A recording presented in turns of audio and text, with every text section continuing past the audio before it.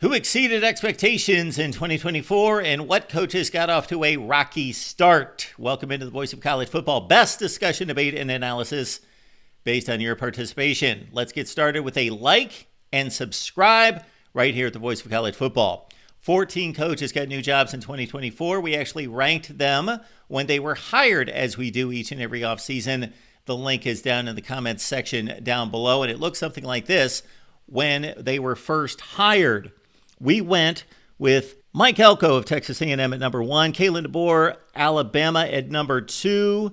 We thought the number 3 best hire of this offseason was Jonathan Smith at Michigan State, followed by Jedd Fisch of Washington, Willie Fritz of Houston, then Curt Cignetti at number 6, Manny Diaz at 7, Jeff Lebby at 8 at Mississippi State, number 9, Brennan of Arizona, 10, Trent, Bray of Oregon State, and then number 11, Fran of Syracuse. Keep in mind that Sherrone, Bill O'Brien, and also DeShaun Foster were hired after this video was produced last season. So we, of course, could not rank them, but we will rank them right now after their first-year performance. Disputed national champions, a historical reset of the 1990s, not just a history book. We propel these seasons forward into the BCS, the 4-team, the 12-team, and the proposed 14-team college football playoff. It's a must-read for college football nerds and junkies like you. The link's in the description section down below. Don't know if I'll be writing a book about Brennan's performance at Arizona. Don't know that it's going to be historical. Maybe historically bad. 4-8, 2-7 in the first season in the Big 12. He was not necessarily a winner at San Jose State. 34-48. Took him forever to get that program to respectability. He did take over an awful program, but 7-5 and 7-6 his final 2 seasons with the Spartans that, quote unquote, earned him the job at Arizona. This team not only got beat week to week, they lost 6 games by at least 3 scores, and that's with 2 of the most dynamic players in the Big 12, and Tatora McMillan at wide receiver and Noah Fafita at quarterback. The worst first-year performance for a head coach in 2024, Brennan. Bear down. He better. As the Pac-12 basically folded, at least on the field for 2024, head coach Jonathan Smith, who had done a remarkable job there, headed to Michigan State. In steps defensive coordinator Trent Bray, one of the best linebackers in school history, a bowl game MVP at one point. Defensive coordinator, yes, under Jonathan Smith, where he fielded decent defenses with the Beavers, around number 40 to 50 in the country in 2022 and 23, but a woeful 5-7 record against what were only 5 power conference opponents on the schedule. They did defeat their one in-conference opponent, Washington State, 41-38 at number 13 in our first-year coaches rankings. Trent Bray, Oregon State. Mississippi State, of course, tragically lost one of the best coaches in college football, legend Mike Leach, a couple seasons ago. They went from extreme offense to extreme defense by elevating defensive coordinator Zach Arnett to the position. He faltered. They didn't even let him finish out a season and replaced him with Jeff Lebby. He steps in 2024, so MSU going the route of back to the offense. And Jeff Lebby did a remarkable job at stops at UCF, Oklahoma, and Ole Miss, not just spreading out defenses and throwing the ball downfield, but establishing strong rushing attacks. But his first year in Starkville was mighty, mighty rough. First winless season in the SEC at Mississippi State, and first only 2-win season since going back to 2002 and 2003. Now, they did play better down the stretch, especially against arch rival Ole Miss, but a lot of building to do against a difficult schedule for Jeff Lebby, our number 12 coach in our first-year coaches rankings. Most of Houston's first season in the Big 12 was mighty ugly under Dana Holgorsen, so they showed him the exit and brought in one of the group of 5 best performers in Willie Fritz, 23-4 the previous 2 seasons at Tulane. Much to ask of him to elevate the Cougars in year 1, and he failed to do so anyway at 4-8, 3-6 in the conference. Now consider, at Tulane, yes, it ended well, but he had 6 highly mediocre seasons before that, and 2-10 before he had the nice 23-4 run. He lost the starting quarterback at Houston here this past fall in Donovan Smith to injury, and Houston could just not move the football for much of 2024. They 5 times could not score more than 10 points in a game. Now, they did turn it on for wins against Utah, Kansas State, and TCU. At number 11 on our list of first-year head coaches, Willie Fritz, Houston. What Jonathan Smith did in Corvallis was pretty remarkable. He took one of the worst programs in the country and turned it into a Pac-12 contender. 18-7 his final 2 seasons with the Beavers. He, of course, goes to Michigan State, and the first year is about what you would expect. 5-7 in taking over what was a downturn under Mel Tucker. And Jonathan Smith got off to a rough start as he was thrown Oregon and Ohio State in his first Big Ten games. He did pull off a couple wins against Maryland, who we thought was good at the time that Michigan State won the game. And then also a late season win against Iowa, but mostly blown out in the Big Ten.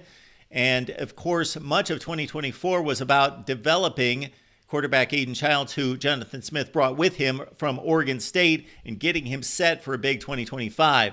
It didn't start well in terms of the win-loss standings, but Jonathan Smith, an excellent hire at Michigan State. I think this one will prove out.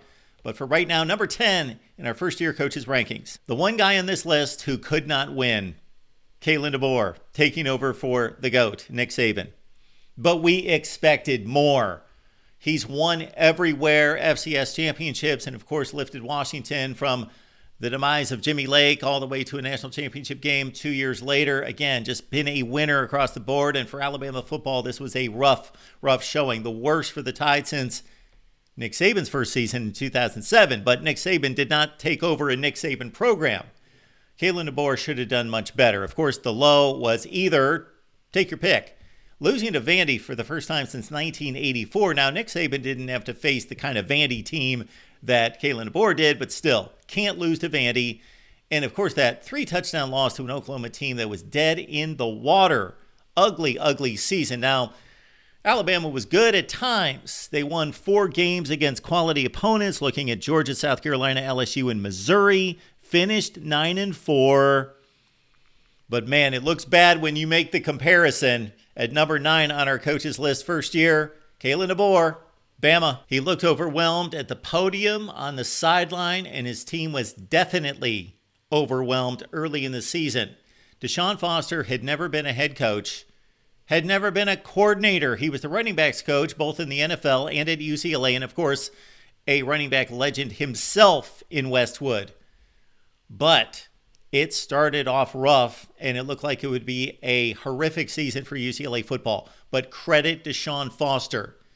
They found something against Minnesota. They lost in the final 20-25 seconds of the game at the Rose Bowl to a very decent Minnesota team. And then they started to find themselves 3 consecutive wins against Rutgers, Iowa, and Nebraska. Barely lost to USC down the stretch. Almost made a bowl game. DeShaun Foster might be one of those hires like a Marcus Freeman, where there are some rough stretches. There is learning on the job here, but this might turn out to be a good hire because he's a leader of men. At number 8 in our coaches rankings, DeShaun Foster, UCLA. We know why Sherrone Moore was elevated at Michigan. He's a Michigan man, and they value that, and especially at this juncture of time, because they just won 3 Big Ten championships in a row and a national championship, and they tried to keep that continuity, and actually he proved himself on the job. He won that game in replacing Jim Harbaugh, who was suspended early in 2023. Then he was the selection out of the 3 that got a shot to be on the sideline, and the head guy calling the shots in September. He was the guy that was called upon for the 3 biggest regular season games of the season against Penn State, Maryland, and Ohio State, and he came through in spades. So he gets the job, but he botches the quarterback situation. Goes with Davis Warren. That's the guy that they should have developed. They should have probably went to the portal. He got hired, Sherrone Moore, in mid-February.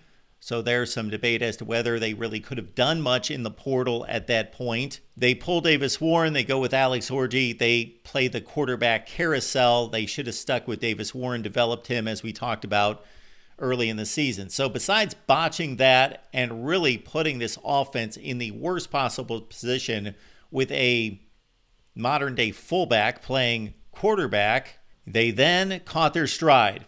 And Sherrone Moore is loved by this team, and they played hard for him, and they didn't give up, and they stuck with it. And, of course, they ended the season by beating their arch rival again.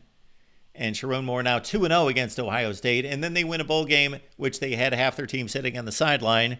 And certainly their defense, their best defensive players, not playing. Khalil Mullings as well.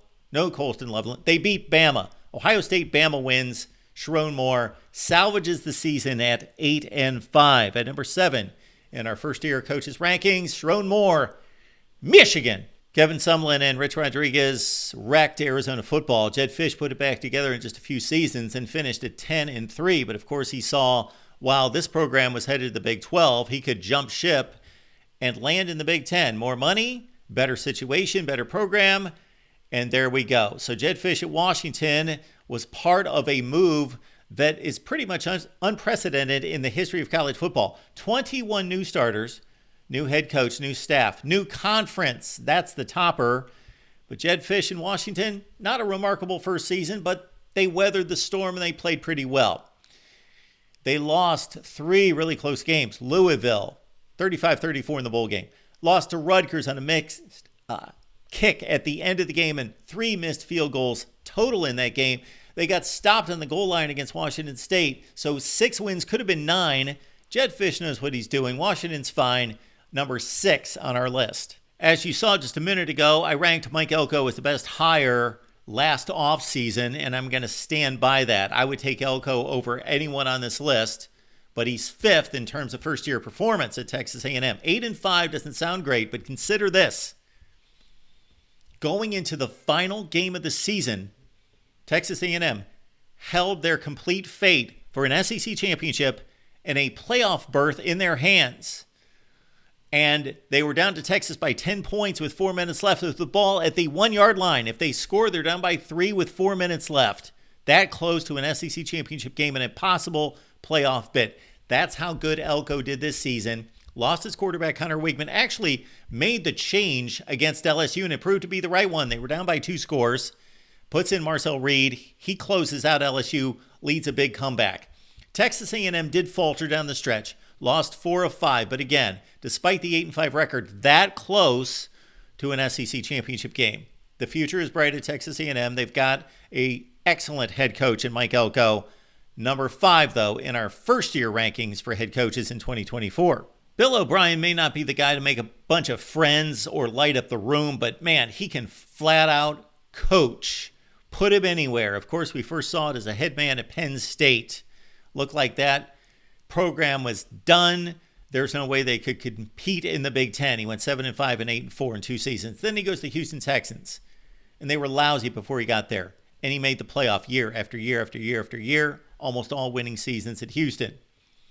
Of course, he knows the offensive side of the ball. He was the newly announced offensive coordinator at Ohio State before Boston College came calling his part of the country. He's got a child that needs some medical attention there. And this is a great fit for Boston College, and they got a tremendous head coach. 7-6 his first season, 4-4 in the ACC. They beat Syracuse.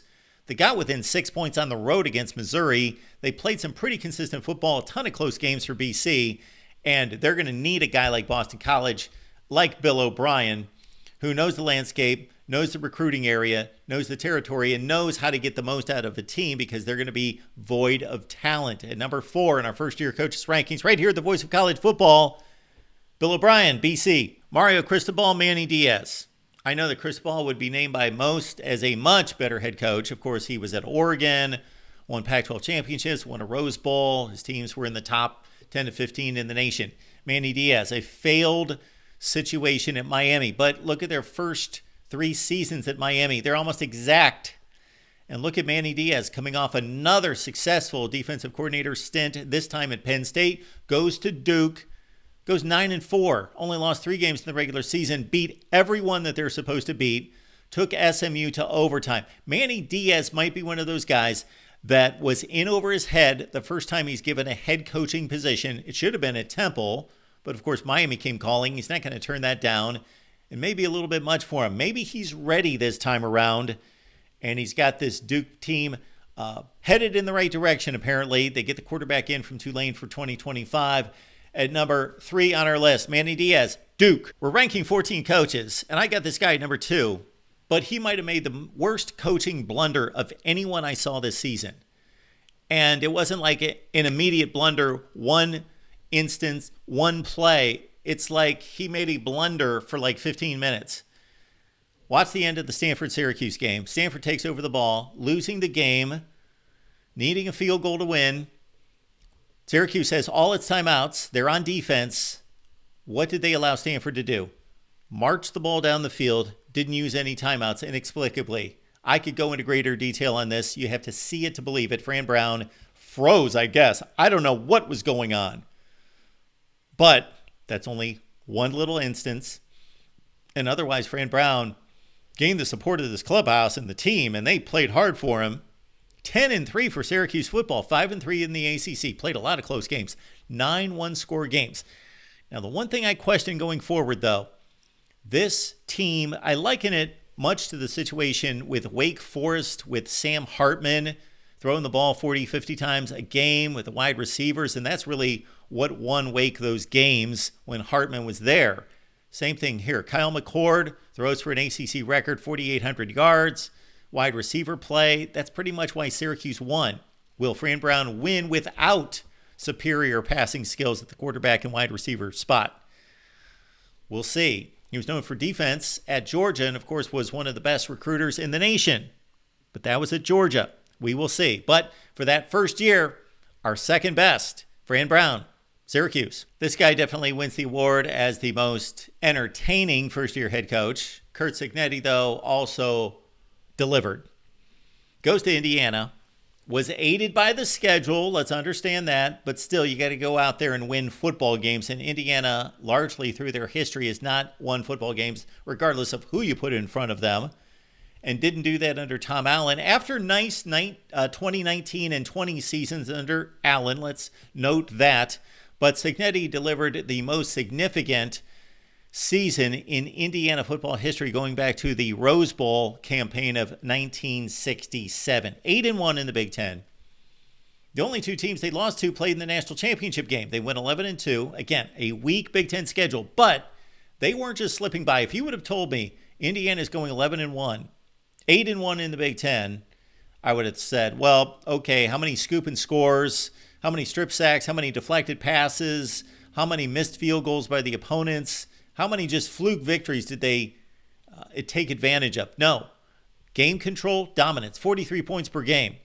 Again, couldn't play with Ohio State and Notre Dame, but Curt Cignetti delivered. Will it continue? Well, he brought in a truckload of players, one of the top 3 transfer totals in all of college football. That was 2024, and that's our ranking right now. Cignetti at number 1. Appreciate you being here at the Voice of College Football. Leave those comments down below. Again, it's Disputed National Champions. You will love it. $9.99. Check out the link in the description section down below. Order on Amazon. See you next time.